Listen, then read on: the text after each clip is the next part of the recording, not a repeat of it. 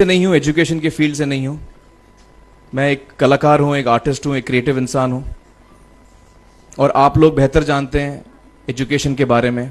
इतने साल से आप एजुकेशन चला रहे हैं। पिछले कुछ साल से मेरा अनुभव हुआ है, चूंकि मैंने कुछ फिल्में की हैं। एक फिल्म थी तारे ज़मीं पर, और अभी हाल ही में मेरी जो फिल्म आई है 3 इडियट्स, ये दोनों फिल्में एजुकेशन के टॉपिक पर हैं। तो लिहाजा मैं इस वजह से मैंने काफ़ी रिसर्च की एजुकेशन के ऊपर, और कुछ चीज़ें मेरे सामने आई हैं और वो चीज़ें मैं आपके सामने रखना चाह रहा हूँ। आज यहाँ पेरेंट्स हैं, एजुकेटर्स हैं, टीचर्स हैं, बच्चे भी हैं। हो सकता है पता नहीं मैं कितना सही बोल रहा हूँ, गलत बोल रहा हूँ, लेकिन मेरे कुछ विचार हैं जो मैं आपके सामने रखना चाहूँगा एजुकेशन से जो जिनका संबंध है। और वो ये कि सबसे पहले तो हर बच्चा ख़ास होता है। ये मैंने डिस्कवर किया अपने रिसर्च में। हर बच्चा ख़ास होता है। हर बच्चे में हमारी तरह, आपकी तरह और हमारी तरह, हर बच्चे में कुछ ना कुछ काबिलियत होती है, कुछ ना कुछ कमज़ोरी होती है। मुझ में भी कमज़ोरी है, काबिलियत है। आप में भी कुछ ना कुछ काबिलियत और कमज़ोरी है, और हर बच्चे में कुछ ना कुछ कमज़ोरी और काबिलियत होती है। और हमें as parents, as elders, as education system, हमें हर बच्चे की खासियत को पहचानना है, उससे मदद करनी है। उसकी क्या खासियत है, उसका क्या दिल चाहता है, उसे किस चीज़ में खुशी मिलती है, वो हमें उसको हेल्प करना है कि हम उसको वो ढूंढ सके, और उसमें हमें सपोर्ट करना है। और जो उसकी कमज़ोरी है उसमें हमें उसको सपोर्ट करना है।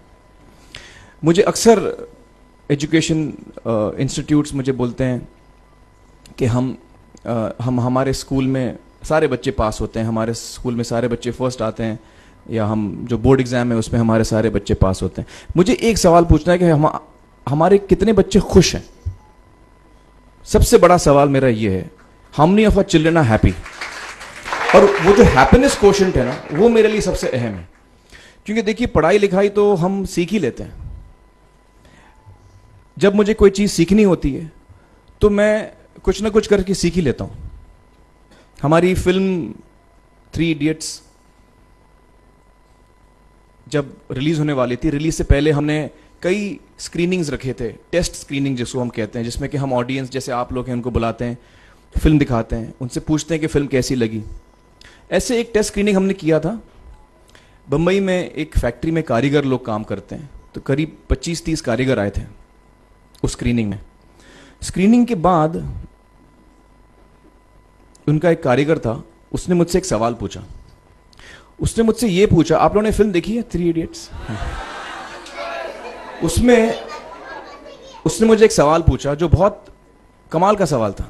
उसने मुझे ये सवाल पूछा कि सर, पिक्चर के अंत में हमें पता लगता है कि आप तो रणछोड़ दास थे ही नहीं, रैंचो तो थे ही नहीं आप, तो सर्टिफिकेट तो आपको मिला नहीं, वो तो जावेद जाफरी को मिल गया। तो आप इतने बड़े साइंटिस्ट कैसे बन गए?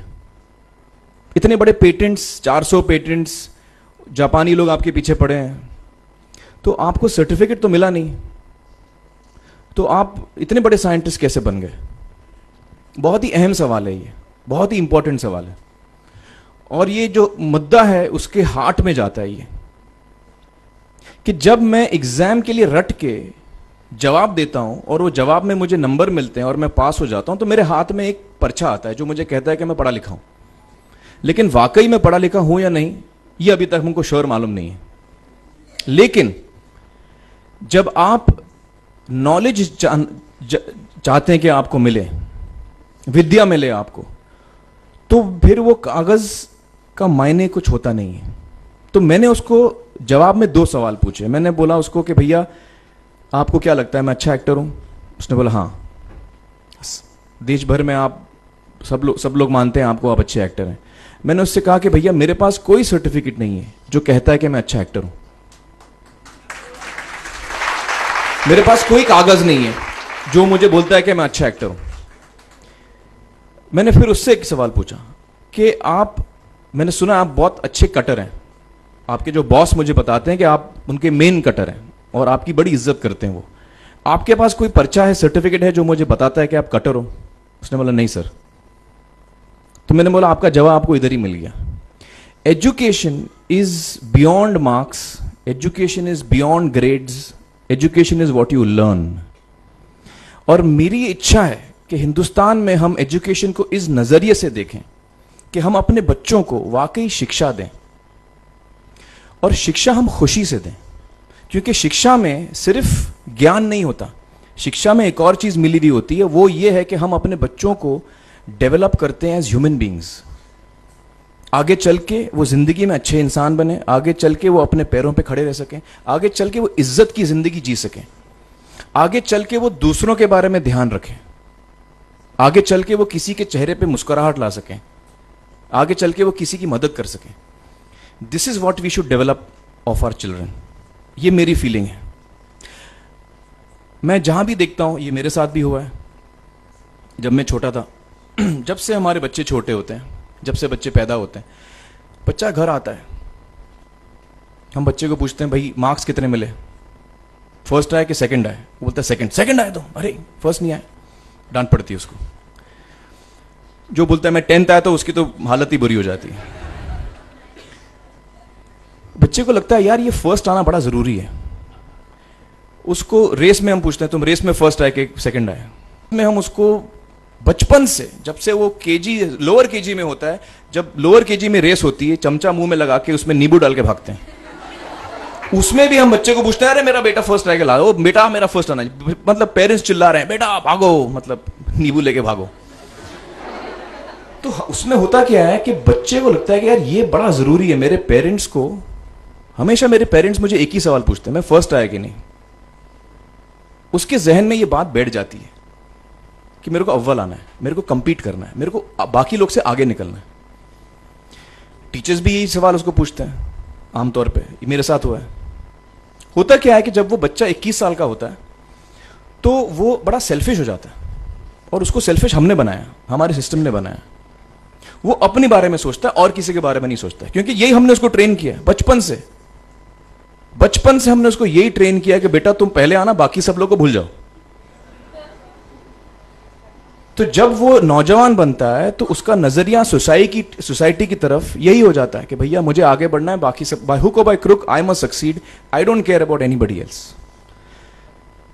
मेरा ये दिल कहता है, मेरा ये दिल चाहता है कि अगर हम जितने यहां पेरेंट्स हैं, एडल्ट्स हैं, यंगस्टर्स हैं जो कल जाके पेरेंट्स बनेंगे, अगर हम अपने बच्चों को ये सीख दें जब वो छोटे हैं, जब वो घर आए हम उसको ये सवाल पूछें, ये नहीं पूछें कि मार्क्स कितने मिले, उसको ये पूछें कि बेटा आज तुमने किसकी मदद की, आज तुमने किसके चेहरे पे मुस्कुराहट लाई। अगर हम उसको ये पूछें तो उसको ये लगेगा कि यार जरूरी ये है। मेरे पेरेंट्स मुझे हमेशा ये पूछते हैं, मार्क्स का तो कभी पूछते नहीं, वो मुझसे ये पूछते हैं कि भैया तुमने किसको हेल्प किया आज। तो हेल्प करना लोगों को, लोगों के बारे में सोचना, लोगों के चेहरे पे मुस्कुराहट लाना, ये मेरे पेरेंट्स के लिए बड़ा इंपॉर्टेंट है। साइकोलॉजिकली वो इस चीज के साथ बड़ा होगा। स्कूल वही जाएगा, पढ़ाई लिखाई वही करेगा, वो उसका नजरिया थोड़ा बदल जाएगा। जब वो बच्चा नौजवान बनेगा, 21 साल का होगा, और सारे बच्चे उस उम्र के जब 21 साल के होंगे, हमारी सोसाइटी चेंज हो जाएगी।